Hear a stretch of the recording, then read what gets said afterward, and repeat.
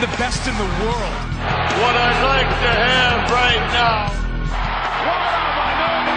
Yes! Yes! Yes! Because I was right when I was cool. Are you ready? It doesn't matter! I said, are you ready?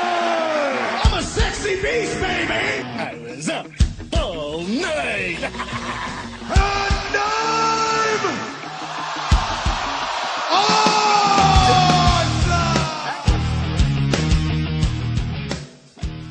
All right, folks, welcome to the For Life podcast. I'm one of your hosts, Bosch. The Big Bosch Man. The Big Bosch Man. The Big Bosch Man. As it said on my shirt and as Noel Foley noticed. Yeah, Bosch Week, and of course this is Cheyenne, aka Gigolo Cheyenne Del Rey. Bosch, where are you coming from tonight? Where am I coming from? From standing for 3.5 fucking hours. That's where I'm coming from. You must have been at the Ring of Honor show. Yes. Let's kick it off with that. I just came from Ring of Honor's final battle. It was about 10-block walk from my house. And, I mean, it was a pretty good show, but just it was standing room only on the balconies. So I was standing the entire time. I couldn't see the ring because even if there was one person in front of you, you couldn't see the fucking ring. Even when I was able to sit at the front for a little bit, I still could barely see the ring. So I had to watch most of it on the screen. So the ring was not on the stage; it was center. Yes. Okay, I have a shot that I took from the third floor from the balcony, where you cannot see the ring at all. All you see is the stage, the steps, and that's it. It was pretty bad. I hope they never run there again at Terminal 5. If they do, I'm not buying tickets. Even if I get to go for free, I'm not going. If I would have known that spending $35 to stand up to watch it on a TV, when I could have stood home for $25, gotten reimbursed, and watched it comfortably at home. plus had takeout. Yeah. So, I mean, I had 2 drinks there just to at least try to enjoy myself. There was a drunk fan What? The drinks there are pretty expensive. Yeah. There was a drunk fan that I kept trying to just rile up just for our own entertainment because I couldn't see anything in the fucking ring. Quick recap: Jay Briscoe retained the title over Adam Cole in a pretty crazy hardcore match. Now run down the top. What? What was that? I said run down the card. Run down the card. I am. Oh, okay. So Jay Briscoe retained. Pretty hardcore match. There was Which? the main event. Oh, the Jay and Cole. Yeah, Adam Cole stapled the paper to Jay Briscoe's face. Wow. There was thumbtacks. I think he took a bunch of thumbtacks, put them in Jay Briscoe's mouth, and super kicked him. Wow. He put it in his mouth? Yeah. Jesus Christ. Not to mention I was sitting next to Noel and Dewey Foley and Sam Roberts. Sam Roberts left maybe 3 matches before the end of the show. That's weird. But the Foley kids were there, so I was kind of curious to see their reaction, considering, I mean, we've seen them at the front row at Royal Rumble 99. Yeah, yeah. So, Stars of staging screen the full kids beyond the match. I did get a picture with Noelle Foley, so that was the highlight. She was really cool. That's my thing. Don't say the word That's base. okay. So what else? The Red Dragon retained the titles against the Time Splitters. Oh, nice. Why are Kazarian and Daniels the Time Splitters now? No, they're not the Time Splitters. Time Splitters are Alex Shelley and Kushida. And his new partner, right? Kushida, yeah. Kushida, right. But didn't Kazarian and Daniels change their team name? They're the Addiction. Right. Yep, that's them.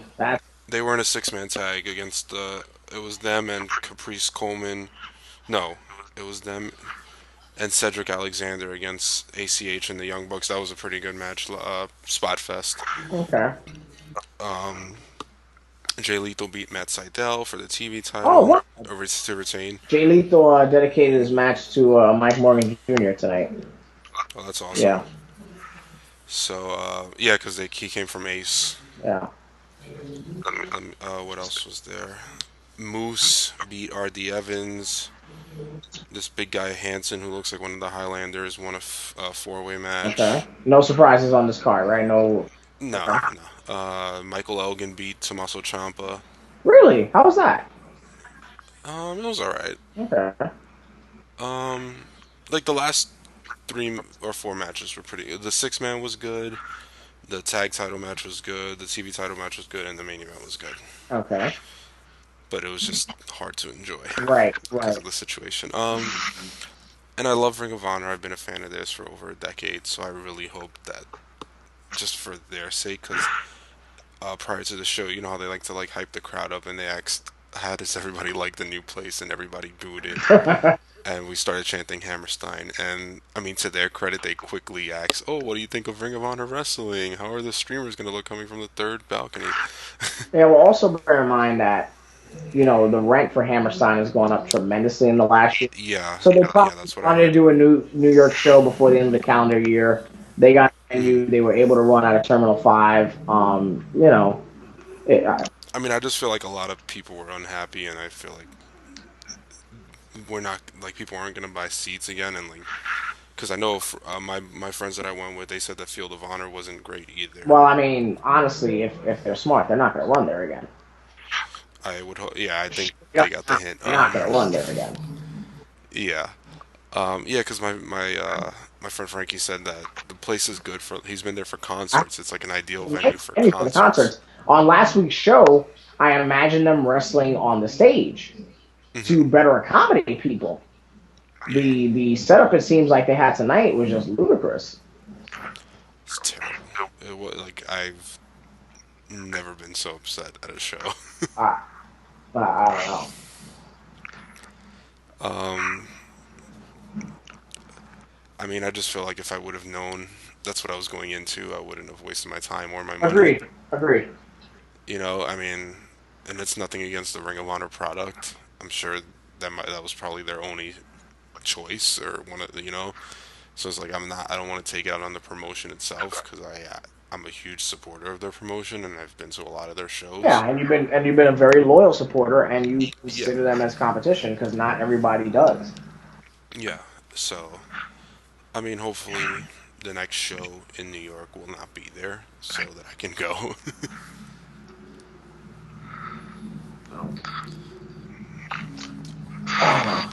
Speaking of Ring of Honor, Did they announce did they announce their next show period? the only show they announced was the 13th anniversary, but I think that's in Vegas. Okay. Yeah. Okay. But speaking of Ring of Honor alumni, one of them just signed with UFC last night. Yeah, Phil Brooks. Yes. Phil Brooks, who we were talking about just last week. You know, it's out there. You know, this. I don't think this is the buzz, believe it or not, of the wrestling world. But, you know, long story short, it's out there at UFC. Was last night 131, 151? 81, 181. Yeah, UFC Octagon Mania 181. You know, CM Punk was there at ringside in a tux and announced that he signed a multi-fight deal with UFC, and he will be debuting sometime next year. My guesstimate is anywhere between April and August. And you know, he's 36. He has had some training, but he does not have a background in it, and he's picking camps and all that good stuff. You know, it's just like I said, he has a short window of fights. I wish him the best of luck. Same here. Question, and I'm not, you know, because I'll turn into what other people are saying. Do you think he'll win his first fight? I highly doubt it. Yeah, because I don't. Depends on who he's in there with, because, like, I know Brock lost his first fight. I personally don't think he'll win his first fight either, and it's just, you know, because it's a new animal to him. Same deal with Brock. A lot of people were like, "Oh, what do you think his record will be after 10 fights?" And I was like, "That's pushing the fucking envelope." That's if he even has 10 fights. I don't. Brock didn't even have 10 fights. To be honest with you, Bob, And him and Brock are about the same age, I so think Brock was younger than him when he started. I think Punk is going to get at least a dozen fights in. You want my honest opinion? I mean, he's going in middleweight. That's a 185. Well, what the average person has 3 to 5. The average UFC fighter has what, 3 fights a year, if that. Maybe, yeah. Like, I'm talking high level person, right? Like main event, yeah, like the main event guys Right. or girls, if you want to count Rousey. Yeah, and a lot of people are resenting him for his background. I mean, Brock dealt with that, and Brock at least had like the amateur background, and so I feel like he's gonna get even more resentment than Brock. I was gonna say I do honestly think he's getting more resentment than Brock Yeah, from the UFC community. I honestly don't think, other than the fans, that the wrestling community cares. yeah. I mean, I think kind of like Brock, he's gonna get the UFC fans that are curious to see this wrestler fight, and he's gonna get the wrestling fans that are curious to see him fight. So he is gonna draw very well, kind of like Brock did, because Brock was bringing in two audiences. Right. Well, I mean, he's gonna be a draw whether he. Oh yeah, of course. He even said, like, I was watching the press conference. They asked him, like, don't you think you should get some fights under your belt before you step into the big leagues? And he said, Dana White is smart. He knows that the money is in my first fight ever being here, so he's not gonna miss up on that opportunity. Like. And it's true, because no matter what arena you put him in, his first fight is going to be his biggest draw. Yeah. Same with Brock. His first fight and his first title shot. Yeah. Well, that's what me and my friend said earlier. We said his two big fights are going to be his first fight and his title fight. Yeah, I don't see him getting a title fight as soon as Brock did, believe it or not. Oh no, and I mean the middleweight champion in that division is pretty good, so I don't see him beating him. That's the guy that's calling him out on Twitter. No, the middleweight champion is Chris Weidman, the one that knocked out Silva. Yes, him I know. Him I actually know. Yeah. So it's pretty tough competition there. I do wish him the best of luck. And even if he was to go up in weight class, that would be John Jones' division, and I feel like it's just tough. Like he's entering another he should go world. up in a weight class. Absolutely not. And even if he goes down, like for him to cut down to 170. Yeah, I mean, I don't know. And AJ was looking a little jacked herself, so she might be joining the sevenfold on that. I wish him the best of luck. Again, I'm just happy that he's happy. This is what he wants to do. Cool for him. Yeah. Do I think that Vince McMahon cares? To be honest with you, no. So all the memes I've seen of, him signing and Vince with the crying face, I honestly don't think Vince McMahon cares. I think Vince McMahon will be, upset about the buzz of his fights and if he wins, or the draws, the buy rates. Because if the buy rate if they run in the same month as the WWE pay-per-view and their buy rates kill them, Yeah. then Vince is going to be livid, especially if he doesn't even get it back on the network. So, it's going to be an interesting ride when we get closer to finding out his date. I think they're going to announce his fight between January and February. Even if it happens in the spring, Yeah. they're going to announce the actual fight date. Well, there's like 3 pretty big shows coming up between January and February, so I can see them announcing it at one of those. And they are. Huh? And which shows are they? There's Jones and Cormier. Okay. There's Anderson Silva's first fight back. Okay. And I think the other one is Chris Weidman. Okay. And I know Rousey's on one of those. I mean, again. Like, I came home, I had gotten home and somebody sent me the picture of Punk on UFC, and I was like, what the fuck is going on? Like, I had to go and check. Yeah, I was getting pictures. I didn't know what was up, and Dirt Sheets were like 15 to 30 minutes late reporting it. I think because nobody expected it, so nobody was really waiting for it. Do you see him ever coming back to WWE with a Brock Lesnar kind of deal if he's successful in the UFC? You think that's what he wants? Huh? Yes. Yes, I do, and I totally see him using that as a catalyst in his promos. Oh yeah, of course. He'll come back, do 5 matches a year, main event I manias. see him similar to the sense of Batista, like he'll be on TV way more. Yeah, I don't think I mean, he'll have a deal like Brock, just not with Brock's dates. or that price. And then, when, he's not stupid. If he goes back, guess what? He's going to wear the sponsors on his shorts. He's going to go in and work when he wants to work. Do I think there'll be more dates than the other part-timers? Yes. But he's going to do the things that he couldn't do before. Yeah, And he's going to be like, no, I want to feud with this guy and that guy. I don't see him, I see him being pretty demanding. yeah. So what did you think of the Vincent Stone Cold podcast on Monday? Yeah, the Vincent Stone Cold podcast. I thought it had its pros and cons, but I thought it was good overall. I did too. I mean, I like the fact that Austin really wasn't holding back and Yeah, like just he was pushing. like from the first question, how's the network doing? I was like, oh, okay, this is the direction he's going. Like, he didn't hold any punches. He asked about Punk. He asked about the network. He asked about the writers. He asked about Raw being too long. There was that awkward moment about Macho Man going in the Hall of Fame. I think Vince was really uptight throughout the whole thing, and like I think it wasn't until the whole I own the network, give me 15 more minutes that he loosened up after that. I don't think he was uptight about the whole interview. Not uptight, but he was like tense. Yeah, you can tell that he was caught off guard by quite a few questions. He didn't loosen up until the extra 15 minutes. It wasn't until he said, "Oh, it's my network. Yeah. Give me 15 minutes." Then he loosened up, and he was talking to Austin about their feud. That was the only time that I was like, "Okay, now he's being himself. He's like Well, loose he was right now. He's being not himself fucking for the tense." Austin feud, and he was being himself for the question about how he became an announcer. But my problem with those things were, we knew that already. That wasn't anything special to me. He was comfortable answering and telling the story that most of us knew already. So that kind of upset me. I do think he was genuine in his apology to CM Punk, but I do understand Punk being upset that it was done on the podcast and that he couldn't. Rather than personal. I do see his point on that. So again, double-edged sword. The Macho Man thing was very, very, very, very, very awkward.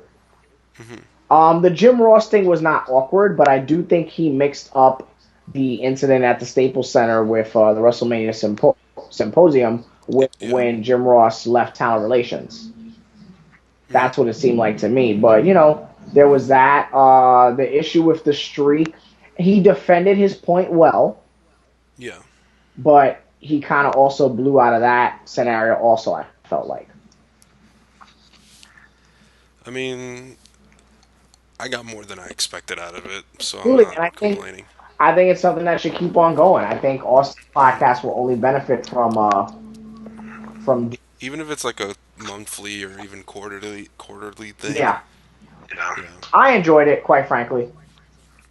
I did. Too. I enjoyed it, but I do think that as long as the interviews are on the WWE Network, I think the answers you're going to get are not going to be as loose as if you listen to his audio. Oh yeah, it's gonna always be political. I mean, again, the guest was Vince, and Vince hasn't been on DVDs. Vince, hasn't done many interviews in the last 2 years. So it depends on the person too. Yeah. Like for example, if Austin has Flair on there, it's not going to be the same loose Flair that when he has him on the regular show. Oh yeah. Well, Well, look at even if you listen to Jericho when he had Triple H on the show. I haven't heard it yet, but I heard it was good. But I was like, It was. I was too afraid of him giving political answers. That's why. No, he wasn't. He was pretty like laid back and loose, and like pretty funny, and like they even acknowledged like their own like beef and shit, and like it was pretty good. Like I would recommend you going back. Okay. And listening. I should be able to download it. Again, my iPod is officially dated, and the podcast app is horrible. Yeah. But I enjoyed it, and I have to finish Monday Night Wars. And real quick before we take our first break, I'm happy that the Slammies are up, man. Yeah. I'm gonna try to watch at least one on my big TV tomorrow before work. Oh, this is actually our 1 year anniversary. Is it today? Yeah. Wow. Well, you know, I got to hear Stand Back for our first commercial break. I mean, we didn't have an hour and a half long conversation about the Slammies. Oh, we're going to talk about the Slammies when we come back. We're going to talk about this past week's Raw and how unorganized it was, in my opinion, and many other things that we. Oh, you mean the 3 hour pre-show to the podcast? Yeah, that's essentially what it was. You know, Yeah. with Vince plugging nothing. But Mhm. when we come back, we're going to talk about this week's Monday Night Raw. We're going to talk Slammies. We're going to talk the network, and we're going to address a couple other things. So when we come back, For Life Podcast. And Bosh, if we wanted to follow, if we want to gain more followers, on social media, how would people go about that? At For Life Podcast. All the information is on the episode, forlifepodcast.com. The 4 is Roman numerals. If you're listening, then you should know that. But 4 is Roman numerals, so IV Life Podcast. At IV Life Podcast, facebook.com/4lifepodcast, forlifepodcast.com, Add me on Instagram. Add me on Facebook and Twitter at Ravishing Jones. That's at Ravishing Jones. And if you wanted to add the social media or the Bosh, you can do that by. When we come back, more to come.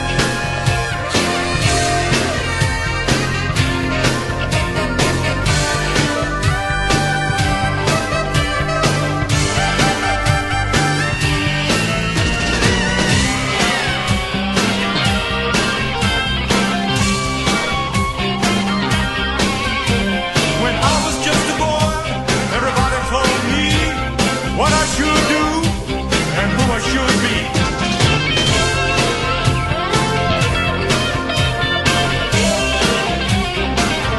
I got so tired of free advice, I finally had to say, stand back, stand back.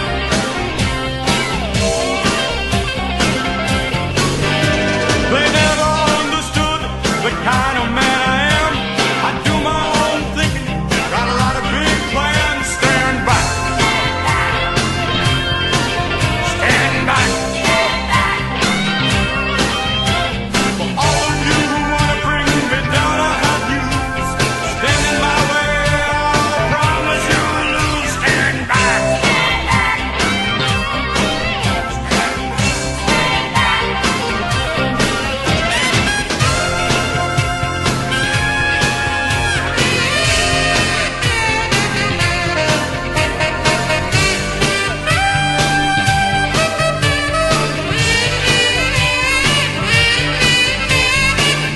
I'll never will be just an ordinary guy. I'll always push harder, reaching for the sky. Stand back. That's a fact. I'm a man running wild, headed for the top. Never slowing down, never gonna stop.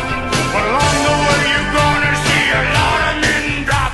Baby, watch 'em drop. Baby, baby, baby, watch 'em drop. Stand back. Stand back. Stand back. Stand back.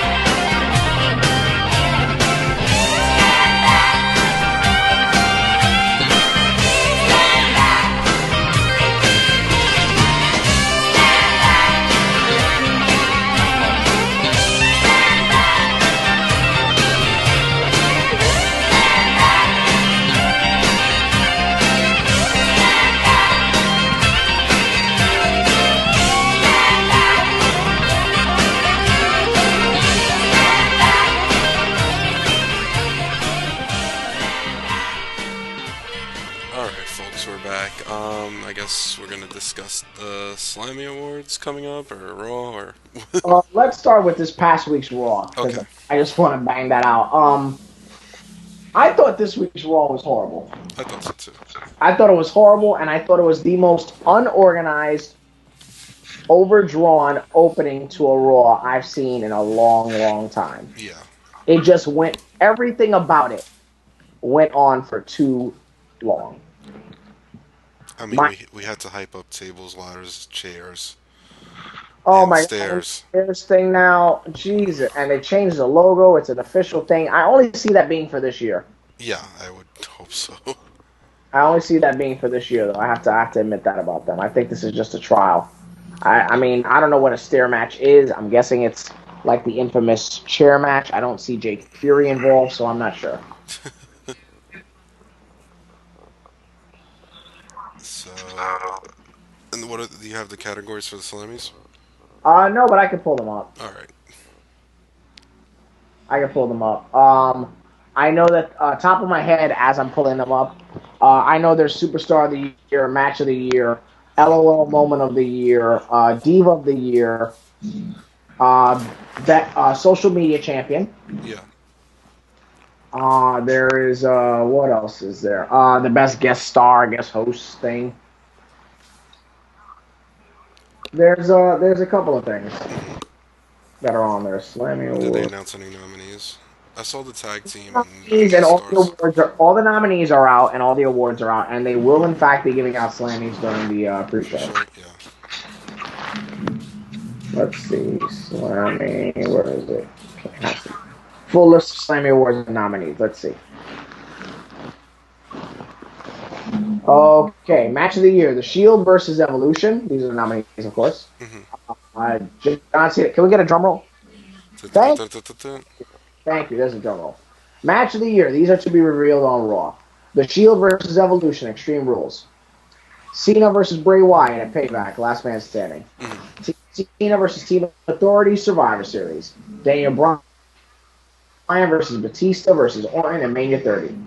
Superstar of the Year: Lesnar, Ambrose, Cena, Rollins, Bryan, Reigns, or Wyatt. Diva of the Year: Nikki or Brie Bella, Paige or AJ Lee. LOL Moment of the Year: Damien Mizdow as the Miz's stunt double. He's winning. Mr. T thanks his mother at the 2014 Hall of Fame. Vicky Guerrero throws Stephanie into a pool of pudding, and El Torito versus Hornswoggle, the WeLC match. Oh, God. Extreme Moment of the Year: Brock hits 16 German suplexes. Kane hits Daniel Bryan with 3 tombstones, one on the floor, the steps, and the table. Jericho hitting the crossbody from the top of the cage on Bray Wyatt at Raw. Seth Rollins curb stopping Dean Ambrose with the cinder blocks. Okay. Surprise return of the year: Hulk Hogan comes back to host WrestleMania 30. No. Warrior returns at WrestleMania 30 in the Hall of Fame. Batista returns on Raw. And Rock returns for Rusev and Lana. I'll say Rock was the biggest pop out of all of them. I mean, honestly, it's Rock or Hogan. Surprise return of the year. Which you Oh, just no, that's one I just said. This is awesome moment. The Yes Movement occupies Raw, which we were there for. Stephanie gets arrested. Sting debuts, and Hogan, Rock, Austin at WrestleMania 30. I think it's either going to be Sting or WrestleMania 30. Yeah. Oh my God, shocking return of the year. Shocking moment, excuse me. Lesnar breaks the streak. Rollins turns on the Shield. Bray Wyatt's choir surrounds Cena in the cage. And Nikki Bella turns on Brie at SummerSlam. Streak. These are on the Raw pre-show. Tell me you didn't just say that award of the year. Nikki tells Brie she should have died in the womb. Paul Heyman raps on John Cena. Jericho insults the Authority after Stephanie's arrest. The Rock insults Rusev and Lana. I think Nikki. Tag Team of the Year, which I personally think should be given out on Raw.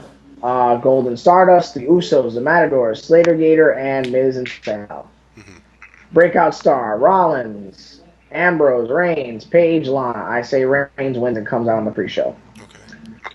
Hashtag of the Year: Occupy Raw, Moscow Moose Knuckle, Eat, Sleep, Suplex, Repeat, $9.99, and the hashtag that I think is going to win, RKO out of nowhere. Fan participation: You sold out, $9.99. We the people. I'm afraid I've got some bad news, and he's got the whole world in his hands, all of which are good choices. What about the WrestleMania streak fan? Oh no, that's not on there. That's just the fan participation, like the chants. Double cross of the year: The Authority turns on Orton. Rollins betrays the Shield. Nikki Bella betrays her sister. Mark Henry betrays the Big Show. Oh, Mark Henry and Big Show. Animal of the Year: Gator, aka Hornswoggle. Torito, the Bunny, or Grumpy Cat. What about Batista? No, because Batista is nominated for Best Actor. The Miz, Batista, The Rock, or Mizdow. NXT Superstar of the Year: Neville, Zayn, Breeze, or The Ascension. Okay. Anti-gravity moment of the year: Seth Rollins diving off the balcony, Adrian Neville's Red Arrow, Dean Ambrose onto the Lumberjacks at SummerSlam, Kofi Kingston in the Rumble. What about Rollins and Ambrose falling off the Hell in a Cell? Check out the faction of the year. You ready? Yep. The Authority, the Wyatt family, the Shield, Mm-hmm. the Rosebuds. Not even Evolution. Exactly. Best Twitter handle, I'll aka vote for the Rosebuds just because they have Rosita. social media champion, Oh, me. Ziggler, Xena, Ryder, Ryback, the Bellas, or Paige. Or Bosch. Or Bosch. Raw guest star of the year: Larry the Cable Guy, Jerry Springer, Kevin Hart, Hugh Jackman, or Betty White. I wish they would have put Kathy Lee and Hoda just because that was just terrible to watch in person. It was so bad that it was good. Awesome. Couple of the year: Brian and Bree, Triple H and Steph, Jimmy and Naomi, Tyson Kidd and Natalia, aka Natty's husband. And rivalry of the year: Brock Cena, Rusev versus the USA, Rollins Ambrose, Bryan Authority, Shield Evolution for rivalry. I would say Rollins Ambrose. That to me is it. Yeah. Maybe Shield Evolution will be the runner-up because it was pretty intense. Too short for me, but pretty intense. Yeah. That's my opinion. I could be wrong. That's it. Yeah, that's it. No best buns. No best buns. That would be a tough one between like Lana, Nikki, So Paige. any guesses on anything here? I mean, it's it's obvious choices, and I think that's why I'm like so bleh. I would say Breakout. I would say Rollins. Like I wouldn't even count Reigns because he's been gone, and I think Rollins has stood out, but I feel like if it's fan voted, then Reigns is gonna win it. Some of them have to be rigged. Match of the year. I can see that the Team Cena and Team Authority winning just because it was so recent, I don't know. and they put a lot of hype behind it, and Sting appearing. Yeah. I think I can see that one winning Match of the year. What were the other choices again? For match of the year was a Shield Evolution, Wyatt Cena, Bryan versus Batista Orton. First of all, I thought Triple H and Bryan was a better match. Oh wait, I mean, yeah. Out of those choices, I would say Evolution and Shield. But I mean, didn't that happen the year before? That like Cena and Rock won over like Brock and Punk and Brock and Taker and That Punk and Taker. I mean, it was kind of like out of all the matches to have won, it was that one. yeah. So I can see the Team Cena one winning. Superstar of the year. I mean, to me, he's not going to be there, but Brock would be my pick. I mean, I don't. I mean, he's losing momentum now because he's been gone for too long. But Brock, come on, the streak, the He's belt. gonna be there the night after TLC, NS. He's supposed to be there for next week's show. Yeah, So the night after TLC NS. Speaking of which, let's talk Raw real quick. How did you feel about that opening overall? It was too damn long. Right, it was just drawn out. Unpredictable. What did you think of the main event? I only caught like half of it. I don't remember it. I don't remember a lot of that Raw because I think I actually DVR'd it and skipped most of Raw. Other than this dude smacking the crap. I was just gonna say the only highlight of Raw, probably in months, was Jimmy Uso slapping the shit out of the Miz. He slapped. Somebody went and told him, make this shit a shoot. I think the way it was shot, being behind the Miz, and the fact that Miz had a headset on, so he probably slapped. The mic was right next to his mouth, so it probably caught the most impact of the hit. Yeah. But regardless whether it was staged well or not, it looked amazing and it sounded amazing. So I thought it was perfect. I thought it was one of the best. Like, I wish that was nominated for some type of Slammy. That was the best moment I've seen on Raw in months. It's just I still can't believe I saw that. That Still can't was believe that I was saw like that. up there with like train slap from a few months ago on YouTube. Oh, I forgot about that. Yeah, like you might as well throw an 8-ball jacket on Jimmy Uso.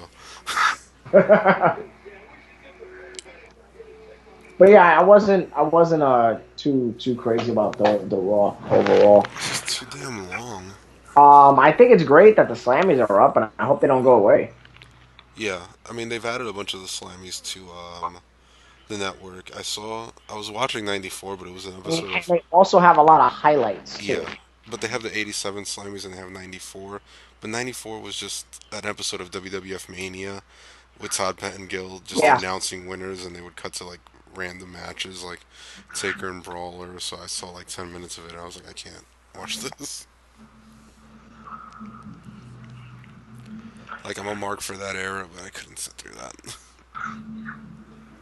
I started watching the Mania one, and then I just Mhm. went to 87 and 87. I have to finish. Yeah, did you see the Sting and Taker Monday Night Wars? I started. I have to finish that as well, but I'm hearing a lot of good things about it. I enjoyed it. I thought it was really well done. I know. So next one. I think. I think that the problem with the Monday Night Wars is that the opening is so stagnant and they remind you of all the things you've seen already. Mhm. And again, it's me being selfish, but Yeah, I bet the fucking Flair episode. I'm sure he'll get one. I don't think he is, to be honest with you, and he needs one. Mhm. I honestly think, considering that Flair brokered the deal for Savage and Hogan to jump ship, considering, But I The- feel like the Flair one, like I can predict now what the Flair one's gonna be. That Flair was the top guy in WCW in the 80s and early 90s. Hogan came in and took his shine. He was depressed. He hated wrestling. He hated Bischoff. He wanted to quit. All the bullshit he went through, and then he went to WWE and had this miraculous career and this great retirement, and it was happily ever after. I don't like it when you put it like that. That's exactly how it's going to be. That but, is what it's gonna be. you know, it's not the way I would have directed it. I mean, if you're thinking of Flair, that was his time on like. Oh, wait, but you also got to remember, like, if you're talking the Monday Night War, you got to really, like, suckle the power teat But of. you're not gonna get '80s NWA Four Horsemen Flair. That's not what you're gonna get. No, but what I'm saying is, It's gonna be like the Jericho one that he was so miserable in WCW, then he went to WWE and he was happy again. right, but you have to, excuse me, not you, but they have to acknowledge, not acknowledge, because, I mean, obviously it has to be brought up. They have to, like, really detail and hammer home and educate on the Bischoff thing. Mhm. That's what I feel. And also, Well, that's what most of it's gonna be is the beef for him and Bischoff. that's what I'm saying, And how Chronicle. he kicked Bischoff's ass in the locker room while Anderson was at the door. Mention how it was Flair that brokered the deal for Savage and Hogan. But, just make it, because honestly, the thing with Flair is, in fact, the Bischoff deal. Yeah, The WWE shit doesn't happen until, the company's, sold. yeah, but you know how that's always the happy ending for all of those. It's like the fucking cruiserweight one was, oh, Eddie won the belt, oh, Mysterio won the belt, oh, Jericho won the belt. One was the last one that I saw, Which one? the Cruiserweight one. Yeah, And I hated, oh, no, I'm lying, I saw the Jericho one after that. which But is anyway, pretty much the same thing. I hated about the Cruiserweight one that it ended with Ray becoming WWE champion. I thought that was totally contradictory. Because the Monday Night War, okay, everybody went to WWE, blah, blah, blah. But you got to keep it about the topic. The happy ending thing, I feel like it's not genuine. It's just to make it seem like, oh, and WWE was magical and better. Oh And yeah, this, it's and WWE sucking their own dick. it's not that needed. I mean, WWE sucking their own dick hard, Bosh. Yeah, That's the point. that's like, oh, they treated them like shit, but look how we treated them. Exactly. I mean, And it's like, yeah, do you have any current interviews for Rey Mysterio? Because he's not too happy now. I wonder why, because the bitch wants some money. Yeah. Real quick, I want to bring this to your attention. Eric Rowan What about him? getting a lot of publicity on the Raw, and he's big red now. What are your thoughts?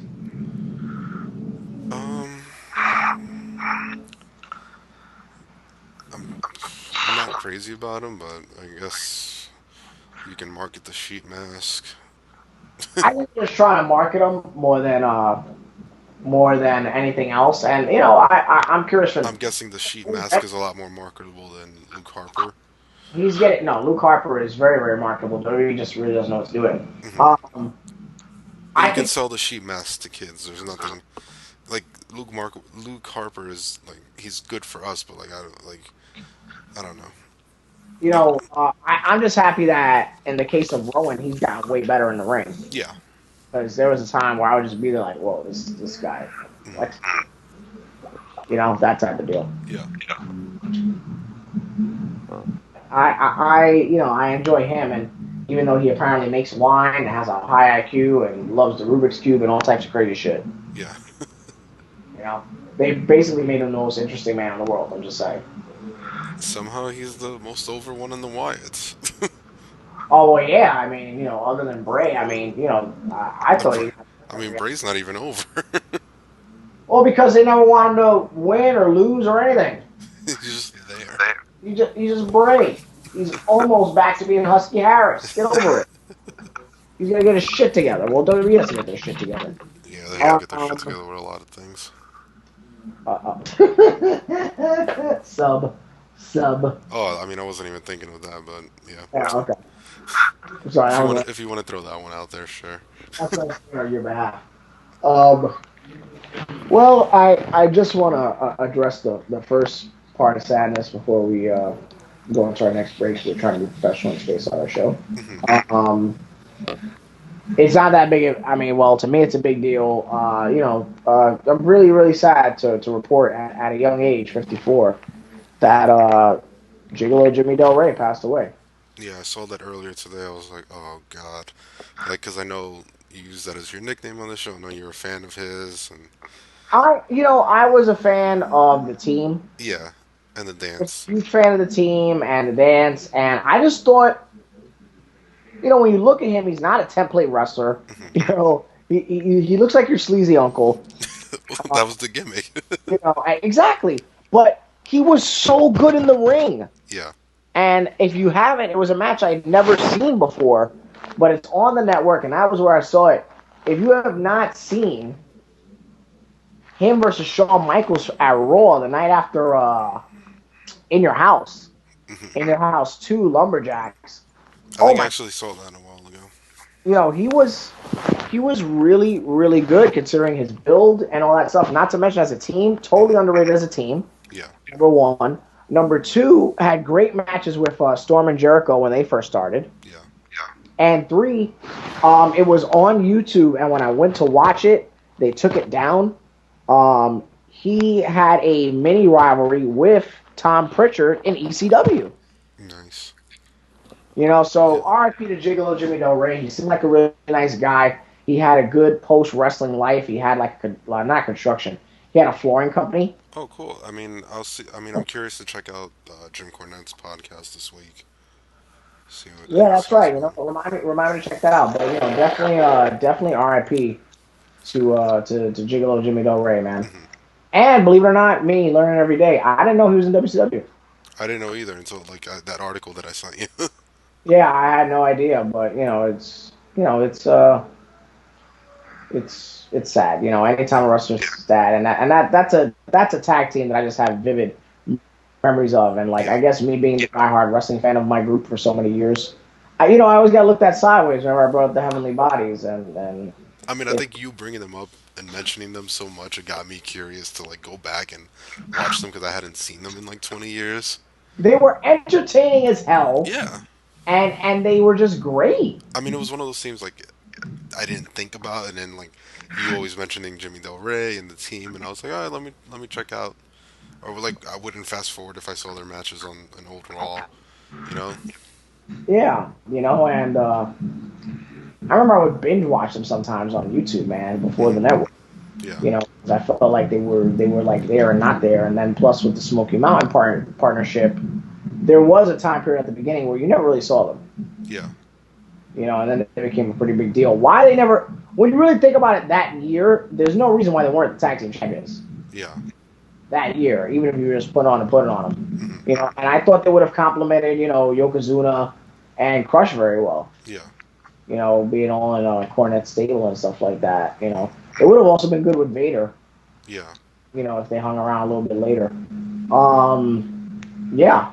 So you know, that's sad. Always breaks my heart. Yeah.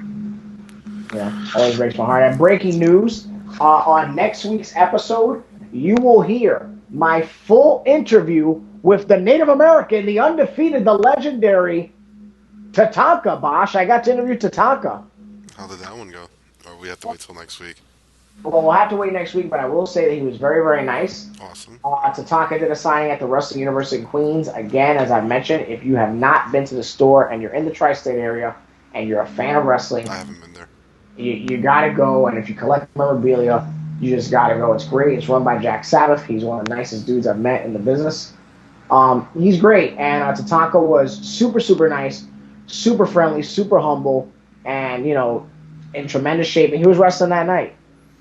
Yeah, so, I mean, I know Bischoff and Bruce Pritchard are doing one next month. They're going to be there January 25th. I will be on hand for that. All right.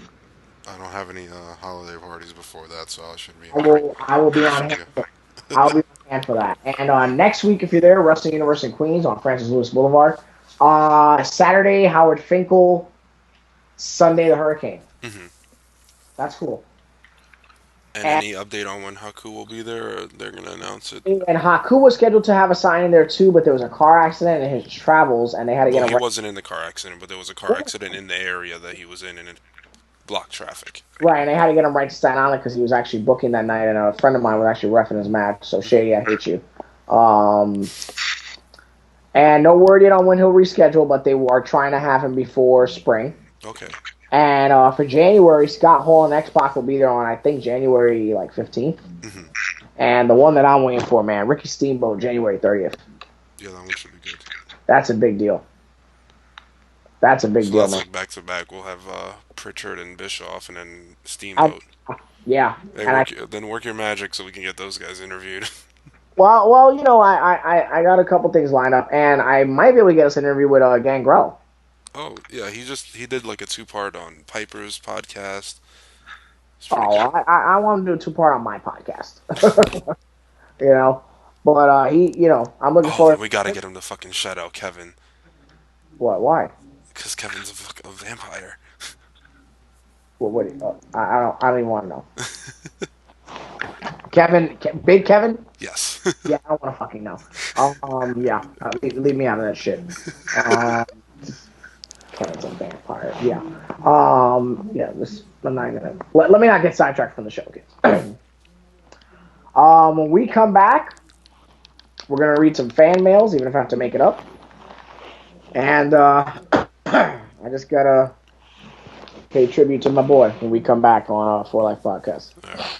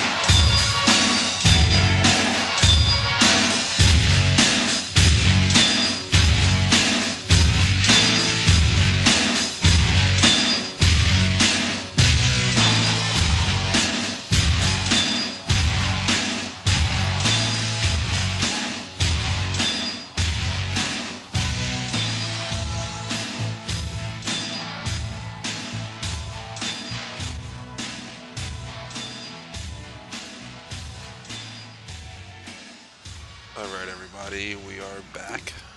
I feel like we pretty much covered most of the major wrestling news this week.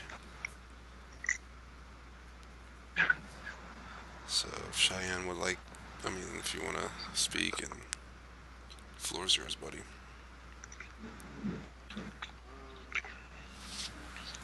Um,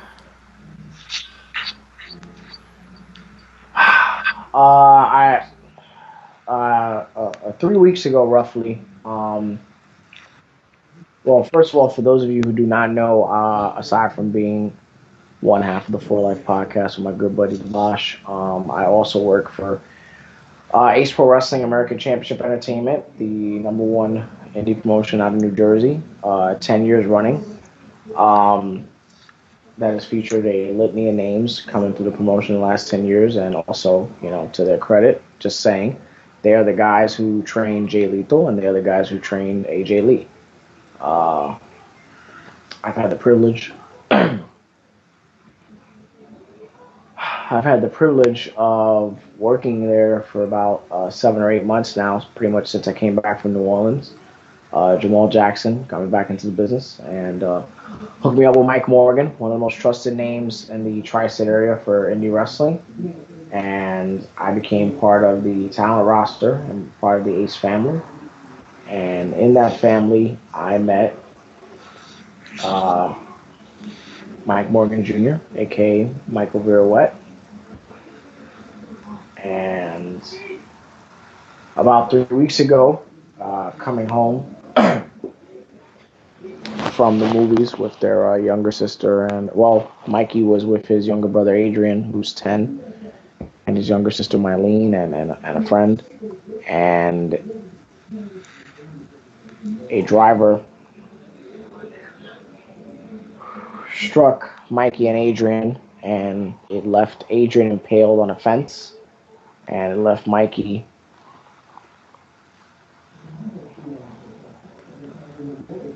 horribly injured, and it resulted in him having to have his leg amputated. And after a 19-day battle, Mikey sadly passed away at the unfortunate age of 20 years old.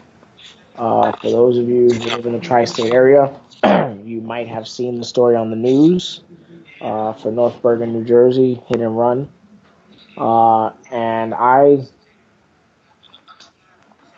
I lost one of my good friends. I lost a good voice, good opinion. And I just have to say, Junior was, out of anybody I've met in my age group, Junior is, it's very hard for me to say was. Junior is the nicest, most genuinely good person I've ever had the pleasure of interacting with in my age group. He was just a genuinely good person. There was a child when we ran Crossroads 10, our big show. Junior was studying to become a teacher.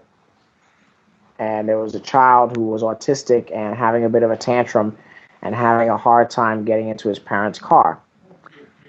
I did not witness this, but I heard the story the following week. Junior got on the floor, got to this autistic child's level, and calmed the kid down. And, asked him to get in the car and just laid there on the floor with this kid for like 10 minutes, from what I understand. And related to this kid well enough for him to get into his car and stop giving his parents a hard time. Junior was always, he was the prince of the promo room.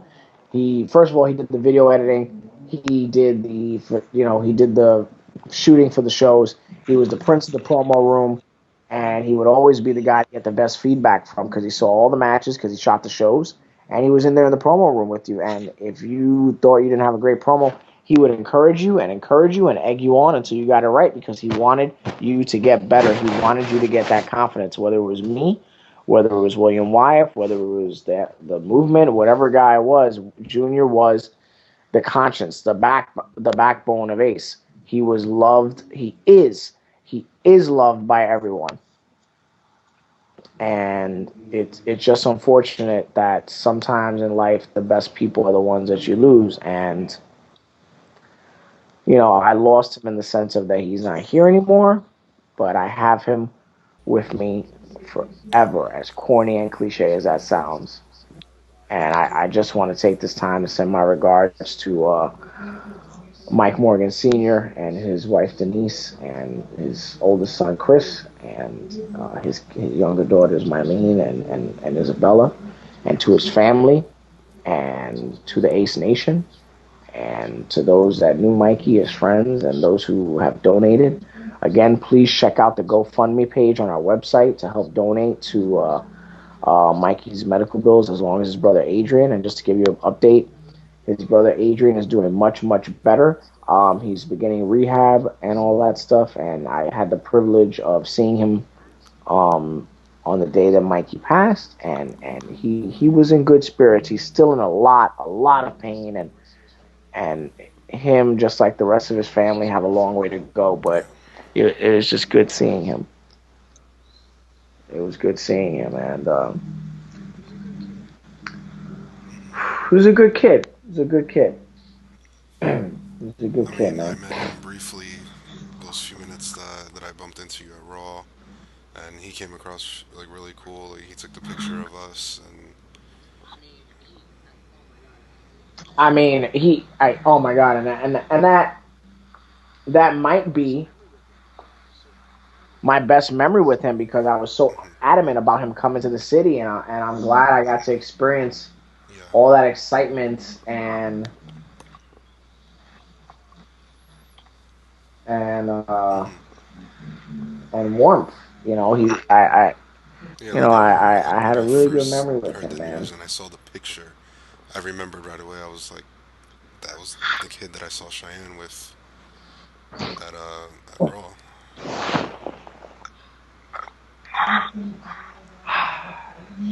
It's just again, it's just so cliche. It really, it really genuinely is funny. Yeah, How life works sometimes, man.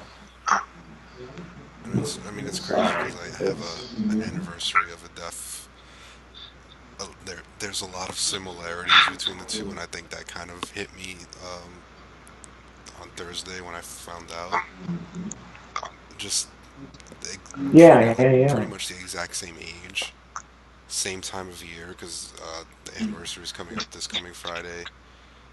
Protecting his family, like, so it's just like a lot of similarities. That's just the situation that I went through a few years ago. So I know where you're coming from, and I know it's not easy.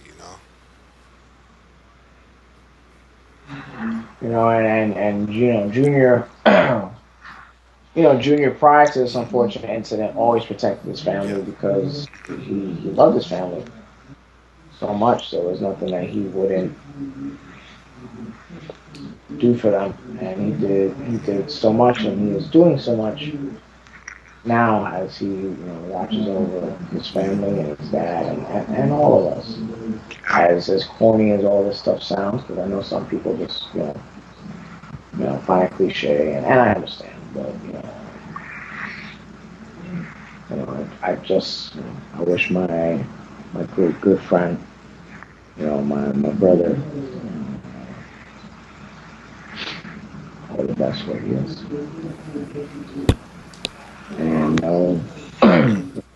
anybody's listening, anybody that's listening, anybody that knows him, anybody that knows of him, anybody that because the whole wrestling community was involved. The outpour. I just want to shout out Mick Foley for sending a care package to Junior while he was in the hospital, to Junior and Adrian.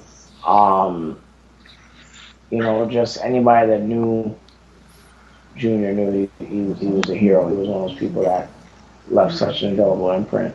It's, definitely. No, it's tough. It's my tough. prayers go out to his family, and I wish Adrian a full recovery, and it's tough.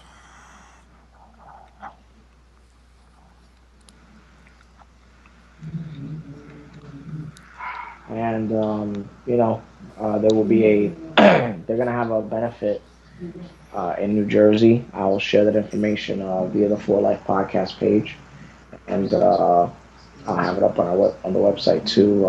It's this Friday, December the 14th. The 12th. I believe it starts. Or the 12th. That's cool too.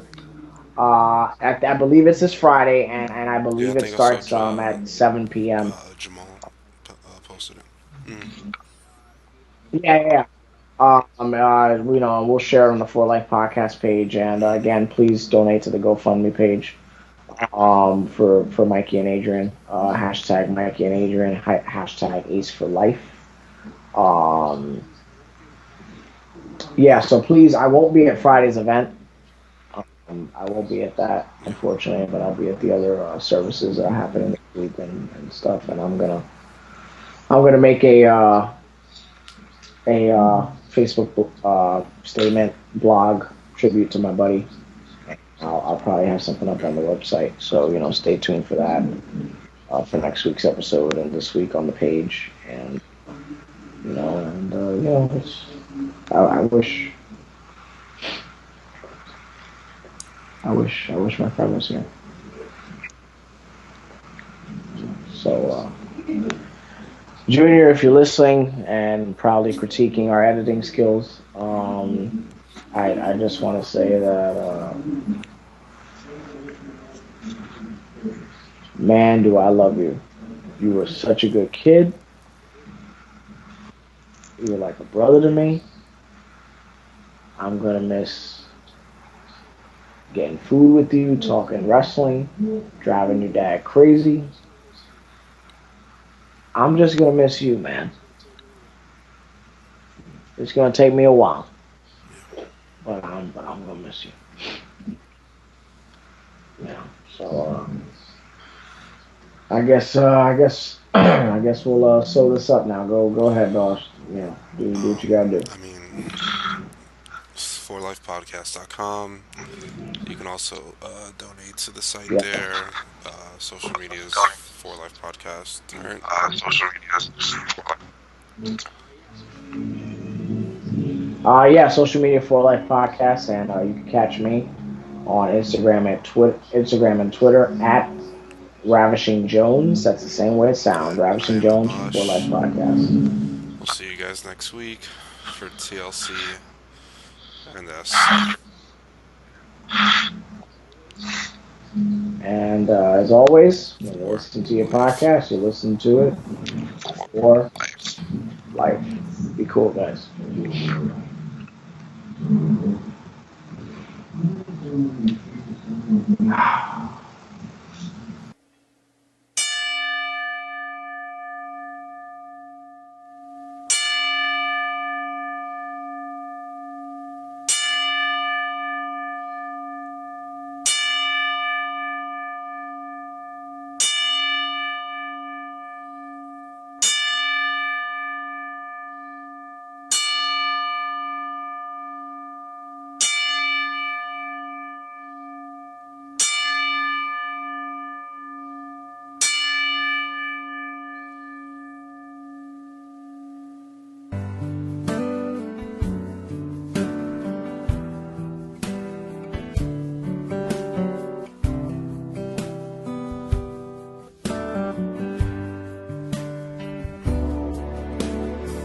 Another summer day has come and gone away from Paris or Rome, but I wanna go home.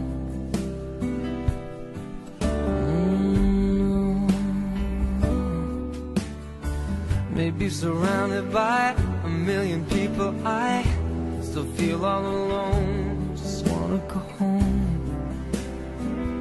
Oh, I miss you, you know. And I've been keeping all the letters that I wrote to you, each one a line or two. I'm fine, baby, how are you? Well, I would send them, but I know that it's just not enough. My words were cold and flat, and you deserve more than that.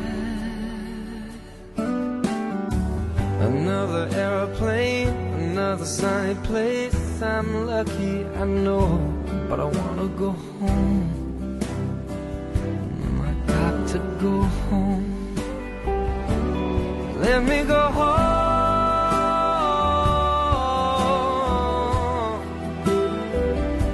I'm just too far from where you are. I wanna come home.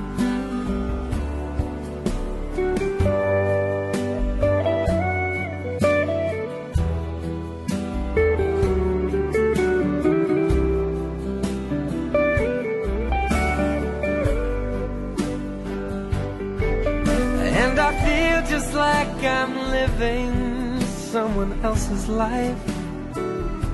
It's like I just stepped outside when everything was going right. And I know just why you could not come along with me. That this was not your dream, but you always believed in me. Another winter day has come and gone away in either Paris or Rome, and I wanna go home. Let me go home. And I'm surrounded by a million people. I still feel alone, and let me go home. Oh, I miss you, you know. Let me go home.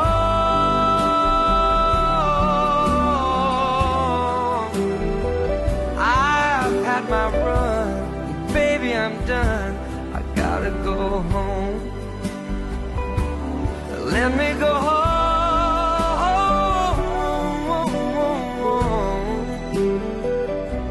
It'll all be alright. I'll be home tonight. I'm coming back home.